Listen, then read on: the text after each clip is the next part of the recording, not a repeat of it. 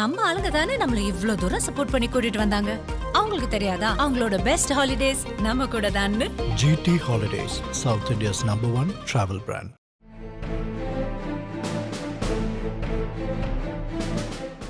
ஏன் ஊர்ல இருந்தே ஆரம்பிங்க, நீங்க இங்க ஸ்டார்ட் பண்ணுங்க, அடுத்து சென்னையில் வாங்க, நான் எல்லா இடத்தையும் நானே சொல்றேன் பண்ணுவேன். நம்ம பண்ணல. காரணம் என்னன்னா, போன டைம் நம்ம எல்லாம் முயற்சி எடுத்தோம்.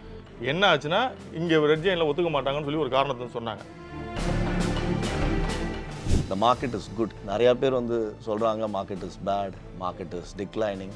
கரெக்டு, அது எல்லா நேரத்துலையும் ஒன்று இருந்துச்சு இல்லை சார். சேட்டலைட் வந்து 2010 14 பீக் ஆகும்போது இப்போவும் சூழல் வந்து ஹீரோக்கள் வந்து யாருக்கும் சம்பளம் கொடுத்து படம் எடுக்கிற நிலைமையில வந்து இன்னைக்கு சினிமா இண்டஸ்ட்ரி இல்லை, நிலைமையில இல்லை பேசுறீங்க. ஆமா, என்ன இல்லை, உண்மைதானே அது. கருப்பு படம் ரிலீஸ் ஆச்சு. நீங்கள் நாமக்கல்லில் சிங்கிள் தேட்டரில் என்ன ரேட் ஆஃப் அட்மிஷன், ஆனால் எல்லாத்துக்கும் 200 தான் 2 வீக்ஸுக்கு வாங்கினாங்க. இன்னைக்கு மல்டிப்ளெக்ஸ்லேயே 200 இல்லை. ப்ரொடியூசர் கவுன்சில் சர்வர் வச்சிங்கன்னா அந்த சர்வர் வழி தானே அவனும் போனேன், இந்த கேட்வே தானே யூஸ் பண்ணி ஆகணும். நீ எனக்கும் காசு கொடுன்னு அவன்ட்டு வந்து வாங்கிடலாம்ல. நம்ம கண்ட்ரோலில் இருப்பாங்க. இப்போ நம்ம சொல்கிறது ஒரு இதே கேட்பான புக் மை ஷோ.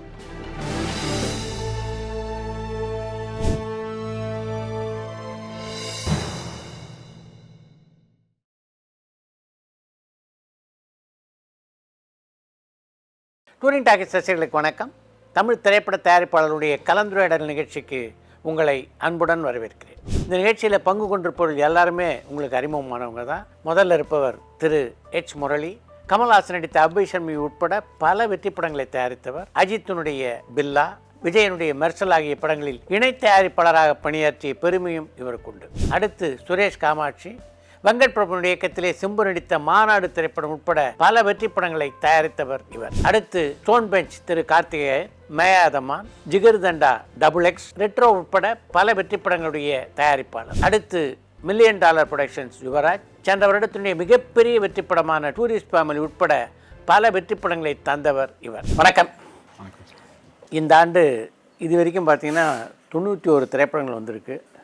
91 திரைப்படத்தில் தயாரிப்பாளர்களுக்கும் விநியோகஸ்தர்களுக்கும் திரையரங்கு உரிமையாளர்கள் எல்லாருக்கும் சேர்த்து லாபத்தை கொடுத்த படங்கள் அப்படின்னு ஒரு 10 படங்களை கூட சொல்ல முடியாத சூழ்நிலை தான் இருக்குது. ஆண்டுக்காண்டு இதுதான் ஏறக்குறைய ஒரு 10% இல்லை 15% தான் வெற்றி சதவீதமே இருக்குது. இது மாறவே மாறாதா, இல்லை மாறுறதுக்கு ஏதாவது முயற்சி பண்ண போகிறோமா இல்லையா? மாறுறதுக்கான வாய்ப்பு இருக்குங்க. என்னென்னா, நம்ம எல்லாருமே கதை கேட்கும்போது சரியாக தான் கேட்குறான். இங்கே என்ன பிரச்சனைனா, கதை வேறு, இயக்கம் வேறு, வசனம் வேறுன்ற அந்த புரிதல் நிறைய பேருக்கு இல்லை. எல்லாமே நாம் பண்ணணுன்றது தான் முதல் சிக்கல். கதை ஒருத்தர் கொடுத்து அதை ஒருத்தர் இயக்கி இன்னொருத்தர் வசனம் பண்ணாங்கன்னா படம் எல்லா படமும் நல்லா வரும். இன்னும் 2-3 பேரோட க்ரியேட்டிவிட்டி உள்ளே இருக்கான். இங்கே எல்லாமே கதை, திரைக்கதை, வசனம் அப்படின்னு எல்லாமே உண்மையான இருக்கிறதுனால அது ஒரு பெரிய சிக்கலாக இருக்குது. ரெண்டாவது, நம்மக்கிட்ட கதை சொல்லும் போது ஒன்று சொல்கிறாங்க, அங்கே மேக்கிங்கை வந்து எடுத்து பார்க்கும்போது அந்த விசுவல் இருக்கிறதில்ல. அதெல்லாம் ஒன்றும் ப்ரொடியூசர்னால ஒன்றும் நம்ம சொல்லும்போது நல்ல கதையை யூஸ் பண்ணி எடுக்கிறான். எடுத்து அவுட்புட் வரும்போது தெரியுது, ஆகா இது வந்து சரியாக வரல. இல்லை, அதில் இப்போ பிரச்சனை என்னென்னா, ப்ரொடியூசர்ஸும் டேரக்டர் கதையோடு வரணும்னு விருப்பப்படுறாங்க. முன்னெல்லாம் வந்து கதையை செலக்ட் பண்ணுவாங்க, அதுக்கப்புறம் டேரக்டர் ஃபிக்ஸ் பண்ணுவாங்க. இப்போ கதை டேரக்ஷன் ஒருத்தர் வரும்போதே என்ன கதை வச்சிருக்கீங்கன்னு தான் டேரக்டர் கேட்குறாங்க. அதனால தான் டேரக்டருக்கு கதை எழுத வேண்டிய ஒரு நெசசிட்டியே வருது. இப்போது அந்த மலையாள ஃபிலிம் இண்டஸ்ட்ரி எடுத்தோம்னா அங்கே வந்து இன்றைக்கும் வந்து ரைட்டர்ஸ்ன்னு தனியாக தான் இருக்காங்க. சப்ஜெக்ட் வந்து சொல்கிறது தனியாக இருக்காங்க. டேரக்டருக்கு ஈக்குவலாக சம்பளம் வாங்குறவங்களாம் இருக்காங்க. டேரக்டருக்கு ஈக்குவலாகவும் மேலேயும் கூட வாங்குறாங்க சில பேர்லாம். இன்னைக்கு ஒரு ஹீரோ வந்து தெலுங்குல கூட ராஜமௌலி உங்க ஃபாதர் வந்து கதை எழுதுறாரு, அவர் டைரக்ட் பண்றாரு, அப்படியே போயிட்டு இருக்கு. இங்கே டோட்டலாக அந்த கல்ச்சரே போயிடுது. அது என்னன்னா, அந்த கதைக்கு வந்து ராயல்ட்டி வேணுன்றதுக்காக இவங்க எல்லாமே கதை, திரைக்கதை, வசனம், இயக்கம் சொல்லிட்டு எல்லாமே நம்ம தான் பண்ணணும்னு சொல்லிட்டு கடைசியாக பார்க்குறது நம்மளா உட்காந்து தனியாக உட்காந்து பார்க்கணுன்ற மாதிரி ஒரு சூழல் கொண்டு வந்து விட்டுறாங்க. அது மாறணும். இனிமேலாவது மாற்றுறதுக்கு நம்ம எல்லாம் சேர்ந்து முயற்சி பண்ணணும். தனி ஒரு ஆளாக நின்று நம்ம ஃபைட் பண்ண, நம்ம ஒரு டேரக்டர் போய் இல்லைங்க நான் கதை வேண்டாம் நீங்கள் டேரக்ட் பண்ணுங்கன்னா கண்டிப்பாக ஒத்துக்க போகிறதில்ல. இல்லை நான் இப்படி இருந்தால் தான் பண்ணுவேன்னு சொல்லுவாங்க. எல்லாருமே அது தயாரிப்பாளர்கள் அது ஒற்றுமையாக இருந்து இல்லை இப்படி தான் இனிமேல் பண்ணுவோம் அப்படின்னு நம்ம ஒரு முடிவுக்கு வந்தோம்னா நல்ல படங்கள் நிச்சயமாக வரும். ரெண்டாவது, ஓடாது வந்து எந்த படம் ஓடும்னு யாருனாலும் ஜட்ஜ் பண்ண முடியாதுங்க. அப்படி ஜட்ஜ் பண்ணியாச்சுன்னா அவர் தான் பெரிய மகானாக இருக்க முடியும். ஒரு ப்ரொடியூசர் வந்து தொடர்ந்து ஒரு 4 படம் கிட்டு கொடுக்குறாங்கன்னா ஐயா அவங்க கரெக்டாக கணிச்சிடுறாங்க அப்படின்றலாம் கிடையாது. அது ஒரு நேரத்தில் போயிட்டு இருக்குது, எங்கேயாவது இடத்துல திரும்ப செட்பேக் வரலாம். அதனால் அப்படிலாம் ஒன்றும் சொல்ல முடியாது. நம்ம முயற்சி, நம்ம ஆனஸ்ட்டாக ஒரு முயற்சி எடுக்கிறோம். அது வெற்றி தோல்வின்றது ஆடியன்ஸ்கிட்ட தான் இருக்குது. அவங்க என்ன விரும்புகிறாங்க என்ன விரும்பலைன்றது நம்ம ஒன்று ஒன்றா படிப்படியாக கற்றுக்குறோம், அவ்வளோதான். இந்த வருஷத்தை பொறுத்த வரைக்கும் ஒரு ஆறுதல் என்னென்னா, மிகப்பெரிய நட்சத்திர நடிகர்கள் நடித்த படங்களை தாண்டி சின்ன சின்ன படங்கள்லாம், அதாவது ஒரு பக்கம் தாய் கழுவி மிகப்பெரிய வசூலை அது ஒரு பெரிய பண்ணி, ஆரோக்கியம். இன்னொரு பக்கம் பிளாஸ்ட் திரைப்படம் பெரிய வசூல் பண்ணிச்சு, அதே மாதிரி வித் லவ் பெரிய ஒரு வசூல் பண்ணி, இது மாதிரி சின்ன படங்கள் வந்து பெருசாக ஓடுற ஒரு சூழ்நிலை இருக்குது. அதனால ஆரோக்கியமான விஷயம் என்ன? இப்போ வந்ததுனால தான் இப்போ ஹீரோக்களை தேட வேண்டியதில்லை. இல்லைன்னா எந்த ஹீரோ இருந்தால் அவரை வச்சு படம் எடுத்தால் தான் ஓடுன்ற நிலை தாண்டி பரவாயில்ல, நல்ல கண்டென்ட்டை சூஸ் பண்ண. இப்போ யுவராஜ்லாம் அப்படி தான் இது பண்ணுறாப்புல, கண்டென்ட்டை பிடிச்சி வச்சுட்டு அதுக்கு என்ன வேணுமோ அதை தேடி பண்ணுறாப்புல, அவ்வளோதான். அப்படி பண்ணக்கூடிய ஒரு ஆரோக்கியமான சூழல் வந்துச்சு. இவங்களும் ஓடிடி பிளாட்ஃபார்மு எங்களுக்கு இவங்க நடித்தா தான் நாங்கள் வாங்குவோம், இந்த ஹீரோ இருந்தால் தான் வாங்குவோம்ன்றது போக நல்ல கதை இருந்தால் வாங்குவோம்ன்ற முடிவுக்கு அவங்களும் வந்துட்டாங்க. என்னென்னா அவங்களுக்கும் அந்த பட்ஜெட் சைஸு சின்ன ஸ்கேலில் இருக்க படங்களை வாங்கினா நமக்கு டிஜிட்டலுக்கும் ஓடிடிக்கும். அப்போ இது நல்ல ஆரோக்கியமான விஷயம். நல்ல கதையை தேர்ந்தெடுத்து நம்ம ஹீரோக்களை பின்னாடி போகாமல் புது புது ஆட்களை உருவாக்குறதுக்கான ஒரு ஆரோக்கியமான சூழல் தான். இனிமேலும் இப்போவும் சூழல் வந்து ஹீரோக்கள் வந்து யாருக்கும் சம்பளம் கொடுத்து படம் எடுக்கிற நிலைமையில வந்து இன்னைக்கு சினிமா இண்டஸ்ட்ரி இல்லை, கொடுக்கவும் முடியாது. யார் அப்படி கொடுத்து எடுக்கிற நிலைமையில இல்லை பேசுறீங்களே. ஆமாம், என்ன இல்லை, உண்மைதானே அது. இப்போ யுவராஜ் வந்து எடுக்கிறதுக்கு ரெடியாக இருக்கீங்களா? இல்லை சார் எடுப்பார், சார் எடுத்துகிட்டே தான் இருக்காரு. அப்படி பாசிபிலிட்டி கிடையாது. எல்லாமே ரெவன்யூ ஷேரிங் வர வேண்டிய அது அது அவங்களும் புரிஞ்சுக்கிறாங்கண்ணே. ஹீரோக்களும் வந்து இல்லைன்ற எங்கே ஹீரோக்களுக்கு சிக்கல் வருதுன்னா அவங்க என்ன நினைக்கிறாங்கன்னா வந்து இவங்க வந்து கரெக்டாக ப்ராப்பராக நமக்கு அக்கௌண்ட்ஸ் கொடுக்குறாங்களான்ற இடத்துல சிக்கல் வருது. ஒரு தயாரிப்பாளர் மேலே அவங்களுக்கு நம்பிக்கை இல்லாமல் போயிடுது. அது உண்மைதான், அதை நம்ம அக்செப்ட் பண்ணி தான். இப்போ அவங்களுக்கு நம்ம டிரான்ஸ்பரண்டாக கணக்கு கொடுக்கணும். நான் டிரான்ஸ்பரண்டாக கணக்கு கொடுக்க முடியலை அப்படின்றது காரணம் நான் கிடையாது, இங்கே உள்ள சிஸ்டம். அதை நம்ம சரி பண்ணுறதுக்கு நம்ம எந்த முயற்சியுமே எடுக்கலை. டிக்கெட் டிரான்ஸ்பரன்சின்னு சொல்லி ஒவ்வொரு காலகட்டமும் பேசிக்கிட்டு இருக்கோமே தவிர அதை இப்போ வரைக்கும் கொட்டலை.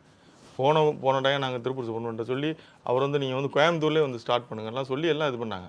கடைசியில் பார்த்தா நடக்கலை. என்னன்னு கேட்டால் இன்றைக்கி அவர் அதான் சொல்லிட்டு இருக்காரு, யாருக்கூட 90% மேலே வந்துருச்சு டிரான்ஸ்பர். வந்துருச்சு. எங்கே வந்து சிஸ்டம் இல்லையே, 90%லாம் வரவே இல்லை. வெளியூர்ல மதுரை ஆகட்டும், செங்கல்பட்டு ஏரியா, நார்த் சவுத்து, இங்கெல்லாம் வந்து டெஃபினட்டாக அந்த சிஸ்டமே வரல. காரணம் என்னென்னா, அதாவது இன்றைக்கும் வந்து சேலம் நாமக்கல் மாதிரி ஏரியாவே சொல்கிறேன், சிங்கிள் தேட்டர்ஸ் ஒன்லி மல்டிப்ளெக்ஸ் மட்டும்தான் அந்த ரேட்டை கரெக்டாக வாங்குறாங்களே ஒழிய சிங்கிள் ஸ்க்ரீன்ஸ் யாருமே எந்த படத்துக்குமே வாங்குறதில்ல. ஃபார் எக்ஸாம்பிள் இப்போது கருப்பு படம் ரிலீஸ் ஆச்சு, நீங்கள் நாமக்கல்லில் சிங்கிள் தேட்டரில் என்ன ரேட் ஆஃப் அட்மிஷன், ஆனால் எல்லாத்துக்கும் 200 தான் 2 வீக்ஸுக்கு வாங்கினாங்க. இன்னைக்கு மல்டிப்ளெக்ஸ்லேயே 200 இல்லை, 160 தான் மல்டிப்ளெக்ஸ்லேயே ஹையஸ்ட்டு. ஒரு நாமக்கல் மாதிரி ஊரில் ஒரு சின்ன தேட்டர்லேயே 200 கலெக்ட் பண்ணுறாங்க. அப்புறம் எங்கேருந்து வந்தது சிஸ்டம்? நம்ம சொல்கிறது கிராமம் இல்லைங்க, நாமக்கல். அவர் தான் நீங்கள் டிரான்ஸ்பரன்சி பண்ணிக்கங்கன்னு தானே சொல்கிறாரு, நம்ம ஏன் பண்ண முடியல? சார் அதுக்கு தேட்டர் பீப்புளோட கோஆப்ரேஷன் இல்லாமல் நம்மளால பண்ண முடியாது. நம்ம ஏன் சார் நம்ம இல்லைண்ணே, இந்த இடத்துல தான் நம்ம தப்பு பண்ணுறோம் தயாரிப்பாளர். நம்ம வந்து இன்னொருத்த மேலே பழிய போட்டுகிட்டே இருக்கோம். அவங்க தேட்டர் சைட்லேருந்து என்ன சொல்கிறாங்கன்னா, திருப்பூர் சுப்ரமணியம் ஓப்பனாகவே டிக்ளேர் பண்ணார், ஏன் ஊர்லேருந்தே ஆரம்பிங்க, நீங்கள் நான் ஸ்டார்ட் பண்ணுங்கள், இங்கேருந்து ஸ்டார்ட் பண்ணுங்கன்னாரு. இங்கே ஸ்டார்ட் பண்ணுங்கள், அடுத்து சென்னையில் வாங்க, நான் எல்லா இடத்தையும் நானே சொல்கிறேன் பண்ணுவேன்னு. நம்ம பண்ணலை. காரணம் என்னென்னா, போன டைம் நம்ம எல்லாம் முயற்சி எடுத்தோம். என்ன ஆச்சுன்னா, இங்கே ரெட் ஜெயினில் ஒத்துக்க மாட்டாங்கன்னு சொல்லி ஒரு காரணத்தை சொன்னாங்க. உண்மையை நம்ம சொல்கிறதுக்கு யோசிக்கிறோம், அவ்வளோதான். விஜய் சார் வந்திருக்காரு, இப்போ போய் நீங்கள் கோரிக்கை வைங்கன்ற. இப்போ வந்து இப்போ அவர் ராஜ்மோகன் வந்து ஆன்லைனில் தானே இப்போ எஜுகேஷன் ஃபீஸ்லாம் வசூல் பண்ணுன்றாரு. எல்லாமே ஆன்லைனுக்கு வராங்க, எல்லாமே டிரான்ஸ்பரண்டாக இருக்குன்றாங்க. இப்போ போய் வைப்போம், இப்போ போய் மீட் பண்ணி நீங்கள் டிரான்ஸ்பரண்ட் நீங்கள் பண்ணி கொடுங்க, ஒரு சர்வர் வைங்க. அந்த சர்வர் வந்தானே ஒன்றும் இல்லைண்ணே, இந்த புக் மை ஷோன்னு ஒன்று அவர் ரேட்டிங் போடுறான். அந்த ரேட்டிங்க்கு வந்து நம்ம காசு கொடுத்து ரேட்டிங் போட வைக்கிற ஒரு குரூப் இருக்குது. இன்னொரு குரூப் நீ ரேட்டிங்கே போடாதுன்னு சொல்லி கோர்ட்டில் போய் ஆர்டர் வாங்க வேண்டிய குரூப். ரெண்டுக்குமே நமக்கு செலவு. ஏன் நம்ம படத்துக்கு அவர் ரேட்டிங் அவர் நமக்கு காசு கொடுக்குறான்? 30 ஒரு டிக்கெட்டுக்கு 30 ரூபா சார்ஜ் பண்ணேன். ப்ரொடியூசருக்கு 1 ரூபா இதில் வர்றதில்ல. நான் என்ன சொல்கிறேன், நீங்கள் சர்வர் வச்சிங்கன்னா, ப்ரொடியூசர் கவுன்சில் சர்வர் வச்சிங்கன்னா, அந்த சர்வர் வழி தானே அவனும் போகணும், இந்த கேட்வே தானே யூஸ் பண்ணி ஆகணும். நீ எனக்கும் காசு விடணும், அவன்ட்டு வந்து வாங்கிடலாம்ல. நம்ம கண்ட்ரோலில் இருப்பான்ல. இப்போ நம்ம சொல்கிறது ஒரு எதே கேட்பான புக் மைஸோ, அதில் அந்த போஸ்ட் போடுற கூட தனியாக காசு கொடுக்கணும். அப்போ நம்மளை வச்சுட்டு நம்ம படத்தை சம்பாரிச்சிட்டு நம்மக்கிட்ட மேற்கொண்டு நம்மக்கிட்ட காசு வாங்கிட்டு இருக்காங்க. எப்போ சரி பண்ண போகிறோம்? நம்ம அசோசியேஷன் மட்டும் கரெக்டாக இருந்ததுன்னு வச்சுக்கோங்க, தயாரிப்பாளர் சங்கம்னு ஒரு அமைப்பு மட்டும் கரெக்டாக இருந்ததுன்னா ஒட்டுமொத்த சிஸ்டமும் சரியாயிடும். இது பேசும்போது என்ன ஆகுதுனாலே, பொதுவெளியில் பேசும்போது என்ன சொல்கிறாங்கன்னா, கீழே கமெண்ட்டில் போடுவான், ஆண்டா இதுதான் நாட்டில் முக்கியமான பிரச்சனையான்னு சொல்லி ஒருத்தன் போடுவான். இது நாட்டில் இது முக்கியமான பிரச்சனை. 50,000 பேர் இதை நம்பியிருக்கேன், அந்த சினிமாவை நம்பியிருக்கேன். வருஷத்துக்கு 2,000 கோடிக்கிட்ட டிரான்சாக்ஷன் நடக்குது. கவர்மெண்ட்டுக்கு டேக்ஸ் போகுது. 8% நீங்கள் லோக்கல் பார் டேக்ஸ் கொடுக்குறோம். இப்போ 4% 5% ஆக்கியிருக்காங்க. அப்புறம் இது நாட்டுக்கு இது முக்கியமான பிரச்சனை தானே, இது தீர்க்க வேண்டிய ஒரு பிரச்சனை தானே. டிரான்ஸ்பரண்ட் பண்ணிட்டீங்கன்னா நம்ம நடிகர்கள்ட்ட போய் ரைட்டாக கேட்கலாம், இங்கே பாரு நான் அக்கௌண்ட்ஸை தரேன், நம்ம ஓடிடி கொடுக்குறது ஒயிட்டில் தான் வருது, இதுவும் நம்ம டிரான்ஸ்பரண்டாக காமிச்சா இதுதான் உன்னுடைய படத்தோட வசூல், கதையை நீங்கள் தான் சூஸ் பண்ணுறீங்க. அதில் உள்ள காஸ்ட்டு நீங்கள் தான் முடிவு பண்ணுறீங்க. அப்புறம் என்ன, நீங்கள் இதே நீங்கள் வாங்கி அக்கௌண்ட்ஸ் வாங்கிங்க, நம்ம ரெவன்யூ செட்டிங்கில் போகலான்னு சொன்னால் நம்ம சொல்கிறதுக்கான ஒரு வாய்ப்பு இருக்குது. இப்போ அவங்ககிட்ட நம்ம என்ன போய் சொன்னோம்னாலும் அவங்கள்ட்ட இருந்து வர்ற பதில் நீங்கள் எனக்கு கணக்கு கரெக்டாக காட்டுவியா அப்படின்னுவாங்க. அதை அவங்க கேட்குறீங்க என்னென்ன. அப்போ நம்ம அதுக்கு முன்னோக்கி நடந்து போகிறதுக்கு முன்னாடி நம்ம காரணம் சொன்னால் இவங்க ஒத்துக்க மாட்டாங்க, அவங்க ஒத்துக்க மாட்டாங்கன்னு சொன்னோம். இப்போ யாரும் ஒத்துக்க மாட்டேன்னு சொல்ல முடியாது. இப்போ வந்து சினிமா தெரிஞ்ச ஒருத்தர் தான் சிஎம்மாக இருக்கார், சினிமா டைரக்ட் பண்ண ஒருத்தர் தான் மினிஸ்டராகவும் இருக்கார். அப்போ சினிமாவோட பிரச்சனை கண்டிப்பாக அவங்களுக்கு தெரியும். நம்ம இதை கொண்டு போய் கோரிக்கையாக வச்சு இதை பண்ணி கொடுங்கன்னு சொன்னோம்னா நிச்சயமாக இனிமேலாம் மாறும். புக் மை ஷோலேருந்தே இப்போ ஸ்டேட்மெண்ட்டை நிறைய பேர் வாங்குறாங்க அப்படின்னா ஒரு தடவை திருப்பூர் முடியும்னு சொன்னார். அந்த நடைமுறை இருக்கா இப்போ? வாங்கலாம் சார், நம்ம வேணும்னா வாங்கலாம் சார். ஆக்சுவலாக அது சார் என்டர்டெயின்மெண்ட் வந்து ஒரு அத்தியாய தேவை கிடையாது சார். வாழ்கிற மக்கள் யாருக்குமே அது ஒரு அத்தியாய தேவை கிடையாது. ஆனால் நம்ம அந்த ப்ரொஃபஷனை சூஸ் பண்ணியிருக்கோம் டு என்டர்டெயின் பீப்புள். அப்போ என்டர்டெயின் பண்ணுறோன்னா என்ன பண்ணணும்? அது there is certain sectors towards it. அது வந்து சினிமாவாக இருக்கலாம், இல்லை ஸ்போர்ட்ஸாக இருக்கலாம், எல்லாமே it falls under entertainment actually. But are we entertaining them? அங்கே தான் பெரிய கேள்வி அங்கே தான் மாறுது. ஆடியன்ஸோட ரிலேட்டபிலிட்டி அங்கே தான் மாறுது. இப்போ எனக்கு வந்து ஒரு படம் நான் வந்து தயாரிக்கிறேன், நான் ஒரு கதை கேட்குறேன், அது எனக்கு பிடிச்சிருக்கு, அந்த படத்தில் என்னோட இன்ட்ரெஸ்ட் சார்ந்து நான் ஒன்று பண்ணுறேன் அப்படின்னா அதோட வெற்றி தோல்வி என்னை வச்சு மட்டுமே தான் நான் அதை கேஜ் பண்ண முடியுது ஆக்சுவலி. அது மக்களுக்கு ரிலேட்டபுளாக இருக்கா இல்லையான்ற அண்டர்ஸ்டாண்டிங் வர்றதுக்கே எனக்கு 10 வருஷம் ஆயிருக்கு. இன்னி வரைக்கும் நாங்கள் இப்போ ஸ்டோன் பெஞ்சில் நான் 18 படம் ப்ரொடியூஸ் பண்ணியிருக்கேன் சார் ஆக்சுவலாக. ஆனால் ஸ்டோன் பெஞ்ச்னாலே எப்படி அப்படின்னா வந்து இவங்க வந்து யூனிக் ஸ்டோரிங் டெல்லிங் போவாங்க அப்படின்றது. அதில் ஒரு சந்தோஷம் பெருமை இருந்திருக்கு, நான் இல்லைன்னு சொல்லலை. பட் ரிலேட்டபிலிட்டி இருந்தால் தான் பாக்ஸ் ஆஃபீஸ் சார். ஓகேங்களா? இன்றைக்கி வந்து நீங்கள் சொல்கிற படங்கள் எல்லாமே அது தாய் கிழவியாக இருக்கட்டும், இல்லை பிளாஸ்டாக இருக்கட்டும், இல்லை யூத்தாக இருக்கட்டும், ரிலேட்டபிலிட்டி ஃபேக்டர் இருக்குது சார். நம்ம எல்லாரும் அந்த படத்தில் நிறைகளும் சொல்லுவோம், குறைகளும் சொல்லுவோம். ஆனால் பார்க்கும்போது நிறைகள் நிறைய நம்மளை ரிலேட் பண்ண முடியுது. அது 5 வயசுலேருந்து 75 வயசு வரைக்கும். ஸோ நம்ம இப்போ வந்து இதை வந்து 2 விதமாக பிரிக்கணும் சார். ஒன்று, okay we are running a business, so are we running a profitable business? What should I be doing to do a profitable business? Cinema பேஷன்லாம் தள்ளி வைங்க. இல்லை நான் வந்து பேஷனேட்டாக தான் படம் பண்ணுவேன், நான் பேஷனேட்டாக தான் இருப்பேன். நான் ஜென்ரலாக சொல்லுவேன், எனக்கு டைரக்டர்ஸ் தேவை, ஃபிலிம் மேக்கர்ஸும் தேவை. இப்போ டைரக்டர்ஸும் ஃபிலிம் மேக்கர்ஸும் நான் எப்படி டிஃப்ரென்ஷியேட் பண்ணுறேன்னா, டைரக்டர்ன்றவங்க வந்து ரிலேட்டபுளாக மக்களுக்காக ஒரு படம் பண்ணுவாங்க, ஃபிலிம் மேக்கர்ஸ்ன்றவங்க வந்து பேஷனுக்காக படம் பண்ணுறவங்க. பட் பேலன்ஸ் பண்ணுறது தான் சார் இன்றைக்கி இருக்கிற டஃபஸ்ட்டு சேலஞ்ச். ஸோ இப்போ தான் வந்து we have started looking at it. என் சொந்த ஊர் மதுரை, நான் தீபாவளிக்கு மதுரைக்கு ஊருக்கு போகிறேன், காரில் அப்படியே தீபாவளிக்கு முதல் நாள் நைட்டு போகிறேன். ஜகஜோதியாக இருந்துச்சு அந்த மார்க்கெட்டு, பயங்கரமாக இருக்குது. என் சொந்த ஊர் தான், நான் இத்தனை வருஷமாக இருந்திருக்கேன்.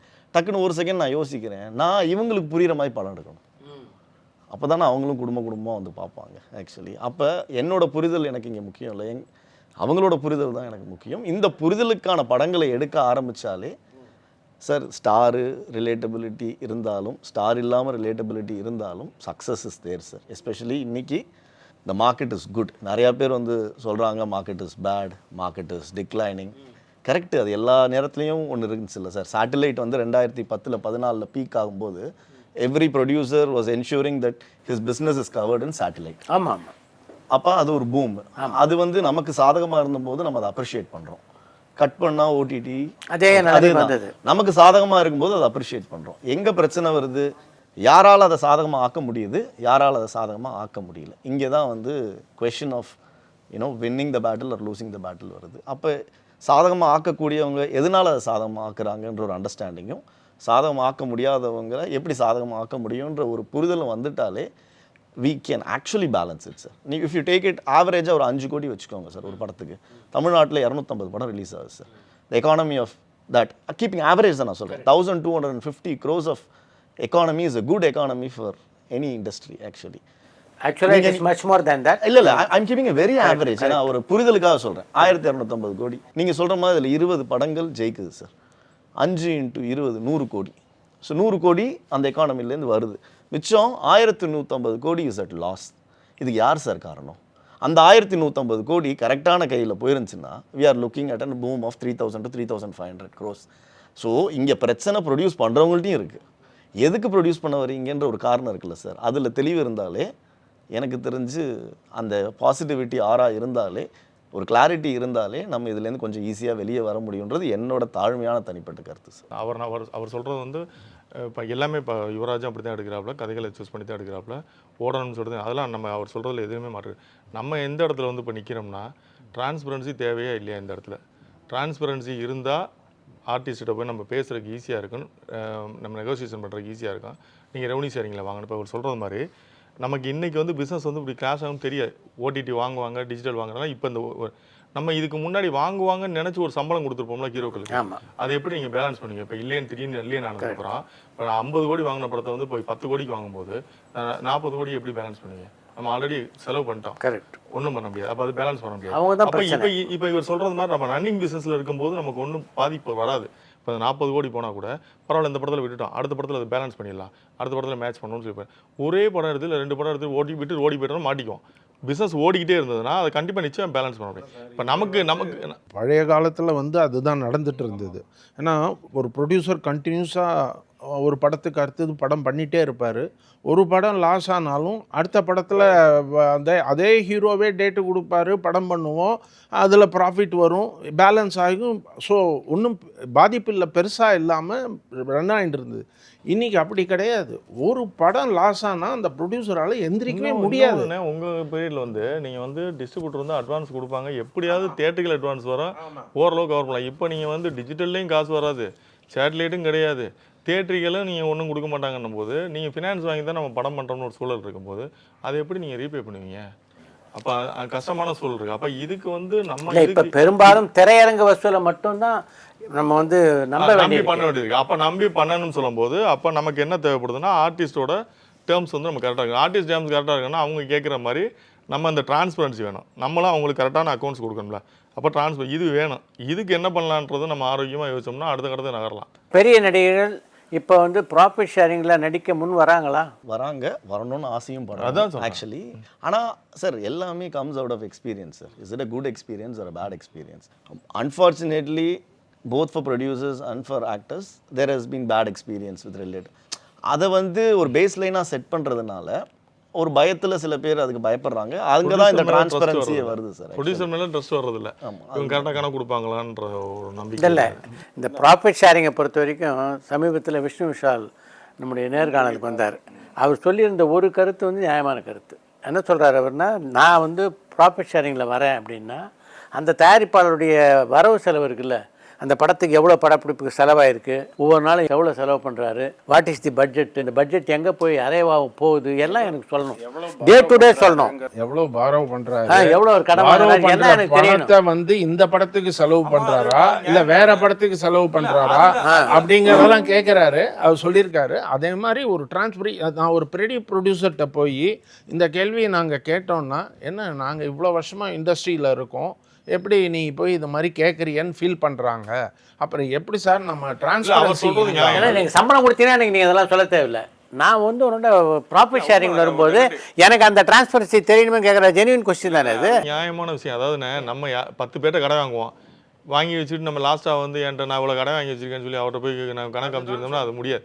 அப்போ அந்த டிரான்ஸ்பரன்சி கண்டிப்பாக வேணும். அந்த ஒழுக்கத்துக்குள்ளே நம்ம வந்தால் மட்டும்தான் இதை பற்றி பேச முடியல. நம்ம இதை பற்றி பேசுகிறதே வேஸ்ட்டு தான். இல்லை, அந்த 10 பேர்த்த வாங்கின கடன் அவர் படத்துக்கு தான் செலவழிக்கப்பட்டிருக்கான்றது அவருக்கு தெரியணுன்றது நியாயமான விஷயம். பல பேருக்கு ப்ராப்ளம் முன்னாடி இருக்கும், அதுக்கு அக்ரிகேட் ஆகி இந்த படத்தில் அதில் எல்லாருமே இன்வால்வ் ஆகணும். இப்போ ஃபினான்சியராக அதில் இன்வால்வ் ஆகணும், ஹீரோ இன்வால்வ் ஆகணும், ஃபினான்சியர் ப்ரொடியூசர் எல்லாருமே இன்வால்வ் ஆனால் இப்போ ஒவ்வொரு ஷெட்யூலுக்கு என்ன பணம் தேவையோ அந்த ஃபினான்சியர்கிட்ட நம்ம சொல்லிட்டோம்னா அந்த ஃபினான்சியர் இந்த ஷெட்யூலுக்கு இவ்வளோ கொடுத்துருக்கேன், இது எக்ஸ்பெண்ட் எல்லாருமே இன்வால்வ் ஆனோம்னா அது ஆரோக்கியமாக இருக்கும். நான் வந்து இன்னொரு சின்ன சஜஷன் தான் அது. அதாவது இது இப்போ இருக்கிற நம்ம தேட்டர்லேருந்து நம்ம ஆன்லைன் இதெல்லாம் கம்ப்ளீட் ஆகாமல் டிரான்ஸ்பரன்சி வராது. இப்போ இன்றைக்கி எல்லோரும் சொல்கிறோம் இவ்வளோ ரூபா பண்ணுறதுன்னு. நீங்கள் இதில் பார்த்தீங்கன்னா பேப்பரில் பார்த்தீங்கன்னா அந்த அமௌண்ட் கம்மியாக தான் இருக்கும், அக்கௌண்ட்ஸு அந்த மாதிரி இருக்குது. எனக்குலாம் பர்சனல் எக்ஸ்பீரியன்ஸே இருக்குது அது மாதிரி தான் இருக்கும். அதனால் அது வந்து கிளியர் ஆகாமல் யாருமே ஷேரிங்கில் வர முடியாது. இப்போ அபேஷன்மிகி படம் பண்ணேன், அதுக்கு வந்து அன்றைக்கி அதுக்கு முதல் படம் வந்து கமல் சார் வந்து இந்தியன் பண்ணியிருந்தார். அந்த அண்டர் ப்ரொடக்ஷன் போது தான் நான் அவரை கன்ஃபார்ம் பண்ணோம். அப்போ இந்தியனுக்கு வந்து அன்றைக்கி வந்து அவர் 1.5 crores சேல்ரி வாங்கியிருந்தார். அவர் ஏரியா கேட்டார், 4 ஏரியா அவுட் ஆஃப் தமிழ்நாடு கொடுன்னு கேட்டார். ரத்னா சார் சொன்னார் இதில் பெரிய பட்ஜெட் படம் இது அண்டு சங்கர் டைரக்ஷன், செலவு ஜாஸ்தி, சம்பளமாக கொடுத்துட்றேன்னு சொல்லிட்டு 1. அடுத்தது நான் பண்ணும்போது என்கிட்ட கேட்டார், 4 ஏரியானா கேரளா, கர்நாடகா, ஆந்திரா, தெலுங்கு, இது கொடுத்துட்றீங்களா, இல்லை ரத்தனம் சார் 1.5 கொடுத்துருக்காரு, அது கொடுத்துருக்கீங்களான்னார். நான் யோசித்து பார்த்தோம், ஏன்னா இது 1.5க்கு ஒரு ஃபைனான்ஸ் வாங்கணும், அதுக்கு ஒரு ஃபைனான்ஷியல் காஸ்ட் இருக்குது, இதெல்லாம் இருக்குது, அதுக்கு இன்ட்ரெஸ்ட் எல்லாம் வரும். நான் சொன்னேன் 4 ஏரியா கொடுத்துட்றேன் சார் உங்களுக்கு, நீங்கள் 4 ஏரியா எடுத்துங்க கொடுத்துட்றேன்.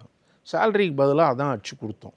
படம் ரிலீஸ் ஆகி அந்த 4 ஏரியாவும் அவரே தான் பண்ணார், ரிலீஸும் பண்ணார். கேரளாவில் ஓன் ரிலீஸு, சென்னை சிட்டி பண்ணார், ஆந்திரா அண்ட் ஓவர்சீஸ் பண்ணார். அது 2ம் கொடுத்தார். யூ ஒன்ட் பிலீவ், அவருக்கு வந்து 5 கோடி ரூபா பண்ணித்து அன்னைக்கு 1996க்கு இல்லை 5 கோடி ரூபாங்கிறது ஹியூஜ் அமௌண்ட். அவர் சம்பளத்தோட 3 டைம்ஸ் சம்பளம் வந்து கேட்டது 1. பட் என்னை பொறுத்த வரைக்கும் என்னன்னா, நான் 1.5 சம்பளத்துக்கு ஒத்துன்னு இருந்தாலும் அந்த 3.5 எனக்கு வந்திருக்க போறாது. ஏன்னா அன்னைக்கு நான் வந்து அதை 1.5 பாரோ பண்ணியிருப்பேன், அதுக்கு ஒரு இன்ட்ரெஸ்ட் ஆகும். 2வது நான் வந்து டிஸ்ட்ரிபியூட்டருக்கு வித்துற போகிறேன், நான் ஓன் ரிலீஸ் அன்றைக்கி பண்ணல. மற்ற ஏரியாலாம் எப்படி விற்றோனோ அதே மாதிரி இந்த ஏரியாவும் விற்றுருப்போம். that profit will go to distributor. 2 பேருக்கு win-win formula ஆயிடுச்சு. இது என்னன்னா, அவர் வந்து எனக்கும் இதனால பெனிஃபிட், அண்டர் ப்ரொடக்ஷன் ஸ்ட்ரெயினே கிடையாது. நான் வந்து மற்ற காஸ்ட்டும் ப்ரொடக்ஷன் காஸ்ட்டுங்கும் போது இட்ஸ் ரொம்ப ஈஸியாக நான் பண்ண முடிஞ்சுது.